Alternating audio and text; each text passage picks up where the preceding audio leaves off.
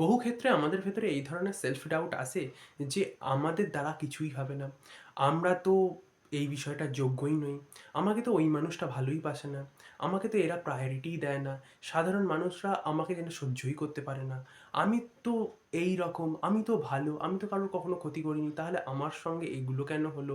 এরা কেন আমাদের সঙ্গে এরকম ধরনের ব্যবহার করে?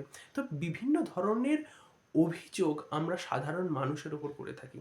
কিন্তু আমরা কি একবারও বিচার করে দেখেছি যে এই সমস্ত ধরনের সেলফ ডাউটের পেছনে সবথেকে বড় কারণ হচ্ছে আমরা সবার আগে নিজেকে আন্ডার এস্টিমেট করে থাকি। সারাটা দিনে এত ব্যস্ততার মাঝে যদি আমরা নিজের সঙ্গে 30টা মিনিটের জন্য নিজে কথা না বলি বা নিজেকে নিজের সময় না দিই, তাহলে আমরা নিজেদের ভেতরে অবস্থিত বিশেষত্বটাকে বুঝবই বা কিভাবে? নিজেদের ভেতরে অবস্থিত বিশেষত্বকে বোঝবার জন্য নিজেকে সময় দেওয়ার প্রয়োজনীয়তা আছে। নিজের বেসিক জীবনকে এবং নিজের বেসিক নেচারকে জানবার প্রয়োজনীয়তা আছে। আর এই জানবার জন্য নিজের সঙ্গে সময় কাটানো, নিজের সঙ্গে কথা বলা, নিজের মনের খবর নেওয়ার প্রয়োজনীয়তা আছে। আজকের দিনে জীবনযাত্রা যথেষ্ট ব্যস্ততাময়।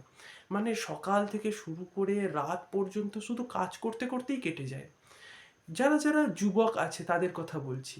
যারা বাল্যকালে আছে, যারা মানে সবে যৌবনে উঠছে, তাদের ব্যাপার আলাদা। তারা পড়াশোনা নিয়ে থাকে, তাদের অনেক সময় থাকে। কিন্তু বহু ক্ষেত্রে একটা কর্মব্যস্ততার মধ্যে ঢুকে যাওয়ার পর যখন অর্থ উপার্জনের জন্য আমরা যাই, তখন আমরা যেন আস্তে আস্তে নিজের পুরনো চরিত্রটাকে হারিয়েই ফেলি। মানে আমাদের যে পুরনো চরিত্রটা আমরা বাল্যকালে নিজেদের ভেতরে দেখতাম, সেই চরিত্রটা যেন আমাদের ভেতরে আর থাকেই না। বিশেষত এগুলো যারা চাকরি বাকরি করে তাদের ক্ষেত্রে বিশেষত দেখা যায়। তার কারণ কি, তাদের ভেতরে যেন সে একটা গোলামি করবার আদত এসে যায়, যার ফলে তারা নিজের মনে কি ভালো আসছে কি খারাপ আসছে তাদের এসব ধারণাই আসে না।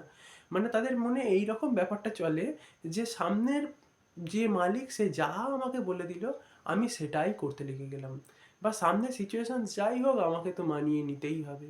আমার তো মনের অবস্থা এই, কী করা যাবে, এটা তো করে নিতেই হবে। বিশেষত যারা জব করেন তাদের ক্ষেত্রে এই ধরনের সমস্যাগুলো দেখা যায়।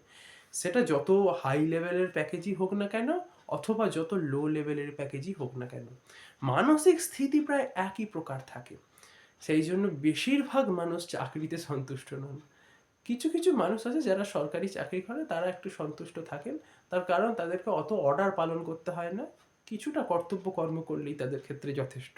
কিন্তু যারা স্পেশালি প্রাইভেটে কাজ করে তাদের এইসব ধরনের সমস্যাগুলো আকচার ক্ষেত্রে দেখা যায়।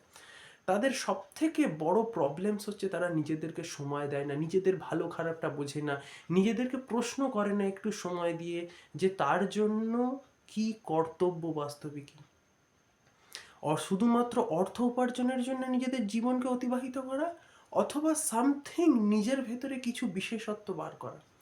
আর এই বিশেষত্বটা বেরোয় যখন আমরা নিজেদেরকে বারংবার সময় দিই, নিজেদেরকে প্রশ্ন করি, নিজেদেরকে আইডেন্টিফাই করি, নিজেদের ভেতরকার প্যাশনকে ফুটিয়ে তুলি। আজকের ভিডিওর লক্ষ্য এই নয় আমার যে যারা যারা প্রাইভেট সেক্টরে কাজ করে তাদেরকে বলি যে যাও তোমরা গিয়ে সরকারি সেক্টরে ঢুকে যাও, কিংবা তোমরা গিয়ে বিজনেস করো। এসব কথা আমি বলতে চাইছি না। আমি বলতে চাইছি আমাদের চরিত্রের যে একটা পরিবর্তন কর্মজীবনের ভেতরে গিয়ে হয়, যে ব্যস্ততার মধ্যে ঢোকার পরে যে হয়, তার সবথেকে বড় কারণ হচ্ছে আমরা নিজেদেরকে সময়ই দিই না। যার জন্য আমাদের ভেতরে যে আগে ছোটবেলায় যে রসটা থাকতো, মানে যে ধরনের ছোটোখাটো কথায় হাসি, আড্ডা, মজা, শিশুসুলভ ভাবটা থাকতো, সেই শিশুসুলভ ভাবটা যেন অচিরেই কোথায় হারিয়ে যায়। সেই শিশু ভাবটা আর আসে না।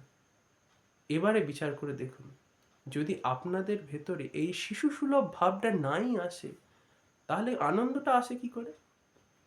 কেন কষ্ট পাচ্ছেন বুঝতে পারছেন? যদি আপনাদের ভেতরে এতটুকু শান্তি না আসে, তাহলে আপনারা বিভিন্ন কর্মের ভেতরে সারাদিন রত থাকেন, কর্মগুলোকেও বা ঠিকঠাকভাবে সুসম্পন্ন করবেন কি করে? তো সবার আগে আমাদের যেটা প্রয়োজন কি, সেটা হচ্ছে আনন্দ। আর আনন্দ পাওয়ার জন্য কি প্রয়োজন? শিশু সুলভ একটা সুন্দর মনের, যে মনটা আমাদের ছোটবেলায় থাকে, কিন্তু পরবর্তীকালে আমরা বড় হয়ে গেলে সেই মনটাকে আমরা নিজেদের হাতে গলা টিপে শেষ করে ফেলি, যেটা আমাদের ক্ষেত্রে একটা সব থেকে বড় অপরাধ। আমরা নিজেদের মনকে মেরে ফেলি। যতটা পারবেন বয়স যাই হোক না কেন শিশু হয়ে থাকার চেষ্টা করবেন, বাচ্চা হয়ে থাকার চেষ্টা করবেন। যত বাচ্চা হয়ে থাকবেন দেখবেন মনের ভেতরে শান্তি তত থাকবে, তত ছোট ছোট বিষয়ে আনন্দ পাবেন, ছোট ছোট বিষয়ে খুশি পাবেন, ছোট ছোট বিষয়ে একটা আলাদা লেভেলের মজা পাবেন। ঠিক আছে, যেটা বড় হওয়ার পরে আর হবে না। বড় হওয়ার পর সব দেখে ফেলেছি, সব জেনে ফেলেছি, সব জীবনে তো সব উপলব্ধি করে ফেলেছি। আপনার কাছে জ্ঞান রাখুন, আপনার কাছে বিদ্যা রাখুন, আপনার কাছে অভিজ্ঞতা রাখুন, তার সঙ্গে সঙ্গে শিশুসুলভ মনটাও রাখুন, যারা যেখানে ছোট ছোট কথায় হাসি, ছোট ছোট কথায় আনন্দ, এই বিষয়গুলো বেরিয়ে আসে। নিজেদেরকে যে মানুষ সময় দিয়েছে সেই মানুষ নিজেদের শিশুসুলভ মনকে তত বেশি ধরে রাখতে পেরেছে।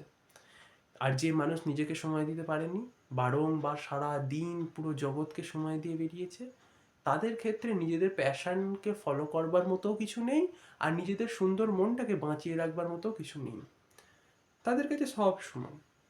সেজন্য আগে নিজের মনকে, মনের এই শিশুসুলভ ভাবটিকে ধরে রাখুন, দেখবেন কর্মের ভেতরেও একটা আলাদা লেভেলের মজা পাচ্ছেন। আর এই মজাই আপনাকে ধীরে ধীরে ধীরে ধীরে আরও উৎকৃষ্ট কর্ম করাবে, আরও উৎকৃষ্ট কর্ম করতে আপনারই আগ্রহ হবে।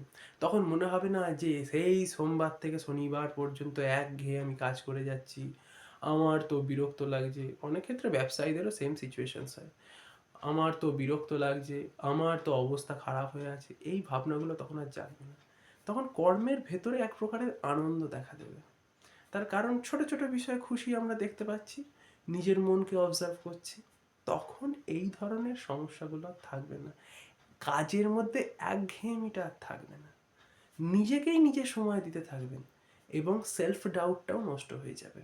যখন নিজের সঙ্গে নিজেকে প্রশ্ন করবেন, নিজে কি, নিজের মন কি চাইছে, কি করা উচিত, মনের ভাবগুলো কি, ফিলিংসগুলো কি, ইমোশনসগুলো কিভাবে কাজ করছে, এইগুলো তখন আপনারা বিশ্লেষণ করতে শিখবেন।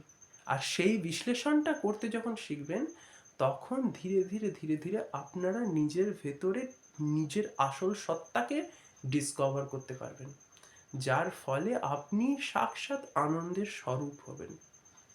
যাই হোক, আজকের মতো এইটুকুই।